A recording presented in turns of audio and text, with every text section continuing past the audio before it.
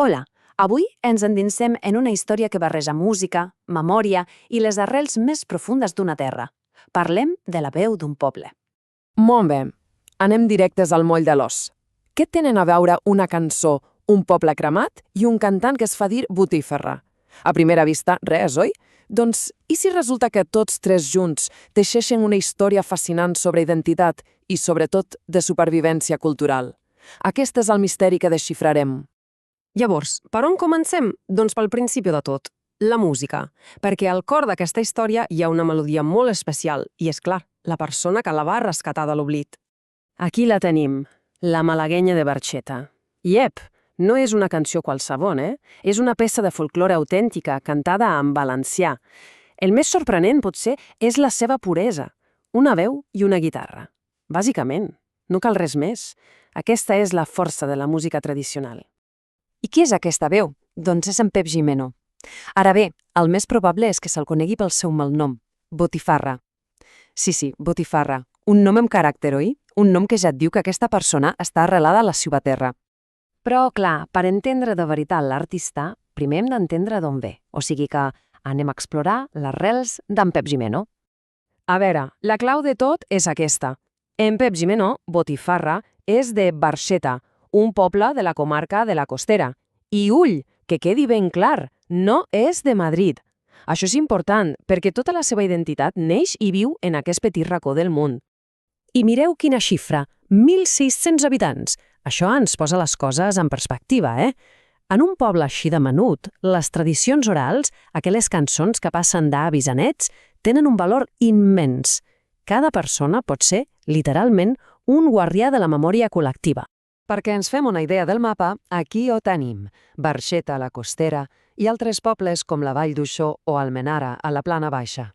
Tot forma part d'un mateix paisatge cultural, un territori on aquestes històries, on prenen vida.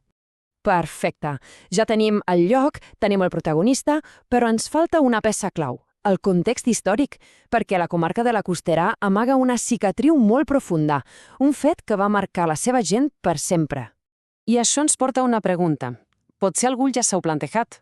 Per què els habitants de Xàtiva, la capital de la Costera, se'ls anomena socarrats? Aquest malnom no és cap broma, Darrere s'amaga un dels capítols més tràgics de la seva història. Doncs aquí tenim la resposta, i és colpidora. Anem pas a pas. Estem al 1707, en plena guerra de successió. El rei Felip V, com a càstig, ordena cremar la ciutat de Xàtiva. La ciutat queda completament arrasada, destruïda pel foc, i des d'aquell moment, els seus habitants, els supervivents, se'ls coneixerà com els socarrats, els cremats. És una identitat literalment forjada a foc. Bé, i ara és quan totes les peces encaixen. Tenim una cançó gairebé oblidada, un cantant arrelat a aquesta terra plena d'història i una memòria a punt de desaparèixer per sempre. Aquesta frase és potentíssima. Hi ha cançons que només viuen en el record. Parem a pensar-hi un moment.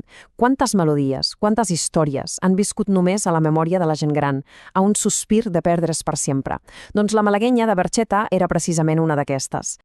I aquí hi ha la màgia de tota aquesta història, el que ho fa tan especial. En Pep Botifarra no va trobar la cançó en un arxiu polsegós ni en un llibre vell. No, la va anar a buscar directament a la memòria d'una dona del poble, una dona gran, la tia Milieta. Va anar a la font original, a la tradició oral en estat pur. I amb aquest gest va salvar una petita joia del patrimoni de l'oblí. És un acte de preservació cultural preciós, de veritat. I tanquem-ho amb aquesta reflexió, que crec que és important. La història de la tia Milieta i en Botifarra no és un cas aïllat.